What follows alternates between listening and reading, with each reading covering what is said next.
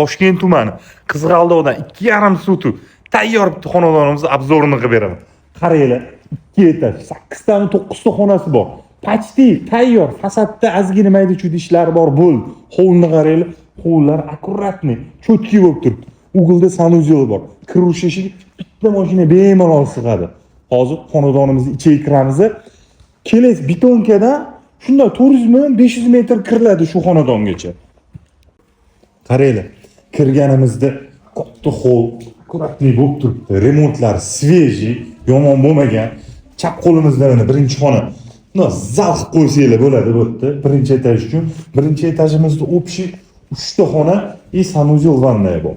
Mana o'ng qo'limizda детский qilib qo'yishgan ekan. Mana qaranglar. Частичный mebel texnikalari qoladi. Mana bu yerda sanuzel vanna ko'rishinglar mumkin. Akkuratniy bo'lib turibdi, qaranglar. И mana bu 3-xonasi. Mana bu ham детский xona ekan. Ko'ryapsizlar? Pastdan podvalga tushib ketilinadi. Bu yerda hovlimizni orqa tarafi eshik yopiq ekan. Qaranglar, podvalni, o'kangili podvalni oshxona qilib qo'yishgan ekan. Mana ko'ryapsizlar, akkuratniy bo'lib turibdi. Mana bu ovqatlarni o'tiradigan joylari ekan. И mana bu joy kladovka ekan. Ko'ryapsizlar? Xo'p, mana bu tarafini ko'ringlar. Endi ikkinchi etajga chiqamiz. Ikkinchi etajga chiqdik. Ikkinchi etajda mana birinchi xonasini ko'ryapsizlar. Akkuratniy bo'lib turibdi bu ham. İkinci etajda общий 4 ta xona bor ekan. Mana bu yerda ikkinchi xonasi. Kattagina zal.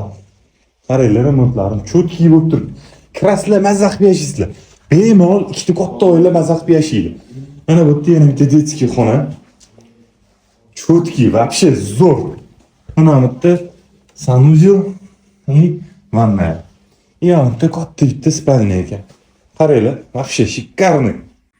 Shu xonadonimizda svet, suv, gaz, kanalizatsiya вообще muammo yo'q ekan. $150 ming baholaymiz. Yana ozgina sunnatiga o'tiladigan joylari bor.